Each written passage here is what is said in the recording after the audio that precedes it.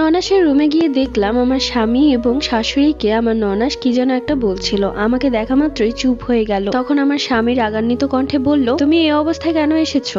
যাও ঘরে গিয়ে বিশ্রাম নাও। আমি তখন আমার শাশুড়ি এবং স্বামীর সামনে বললাম, আজ আপনি কি করেছেন আমার সাথে সেটা একটু বলুন। তখন আমার ননাস বড় গলায় বলল, কি করেছি তোমার সাথে? তোমার সাথে তো আমি কিছুই করিনি। তুমি কি ভেবেছো আবারও মিথ্যে কথা বলে আমার ভাই এবং মায়ের কাছে আমাকে খারাপ করবে? আমি তখন মুচকি হাসি দিয়ে আমার ফোন বের করলাম আর গ্যালারিতে ঢুকে আজকের ভিডিওটা বের করে আমার শাশুড়ি এবং স্বামীকে দেখাতে লাগলাম। সেই ভিডিওতে দেখা যাচ্ছে আমার ননাস আমাকে কিভাবে মারছে এবং কি অকথ্য ভাষায় গালাগালি করছে। এই সবকিছু দেখে আমার শাশুড়ি এখনই স্ট্রোক করবে এমন অবস্থা। তার বুকে ব্যথা শুরু হয়ে গেল। আর এইসব দেখে আমার স্বামীর চোখ লাল হয়ে সেই চোখ দিয়ে পানি গড়িয়ে পড়লো। তার স্ত্রীর এই অবস্থা, তার ওপর কিভাবে মারছে। আমার ননাস তখন কাঁদতে শুরু করলো আর বলতে লাগলো এগুলো নাকি সব মিথ্যা, সব নাটক সাজানো হয়েছে তার বিরুদ্ধে।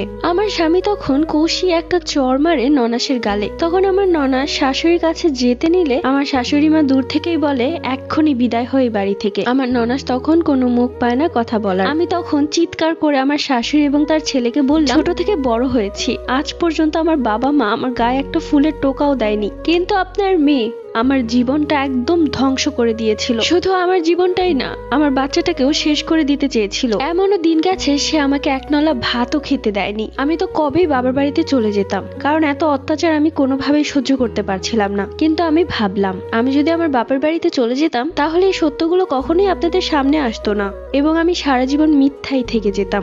আমার মতো অনেক মেয়েরাই আছে যারা শ্বশুর বাড়িতে অত্যাচার সহ্য করতে না পেরে বাপের বাড়িতে চলে যায় এবং এক পর্যায়ে ডিভোর্স হয়ে যায়। কিন্তু তাদেরকে যারা বের করে দিল তারাই ভালো, আর যারা অপমান অপদস্থ সহ্য করতে না পেরে চলে গেল তারাই খারাপ হয়ে সারা জীবন রয়ে গেল। তাই বলছি, মেয়েরা তোমরা এখন থেকে আর ভয় পাবে না, বরং সব সময় সত্যের পথে লড়াই করে যাবে। সেই রাতে আমার ননাস চলে গেল, কেউই আটকায়নি তাকে, আমিও আটকাইনি তাকে, কেননা ভালো মানুষের দাম নেই। আর আটকালেই বা কি, সে শুধু আমার ক্ষতিই করত। কিন্তু চলে যাওয়ার সময় সে আমাকে বলে আমার একটা বড় ধরনের ক্ষতি করে ছাড়বে। আমি আর ওসব কথা গায়েই মাখিনি, সে তো চলেই গেছে, আমার আর কি ক্ষতি করবে। কয়েকদিন পর আমার ব্যথা শুরু হয়ে যায় এবং আমাকে হাসপাতালে নিয়ে যাওয়া হয়। ডাক্তার বেরিয়ে এসে বলল, আমরা শুধু মাকে বাঁচাতে পেরেছি, বাচ্চাটা মৃত হয়েছে। আমার খুব সুন্দর ফুটফুটে একটি মেয়ে হয়েছিল, বাচ্চাকে হারিয়ে এখন আমি প্রায় পাগল। আমার বাচ্চাকে কবর দেওয়া হয়েছে। বাচ্চা মারা যাওয়ার কিছুদিন পরে আমার ফোনে আননোন নাম্বার থেকে একটি মেসেজ আসে। মেসেজে লেখা ছিল, দেখেছিস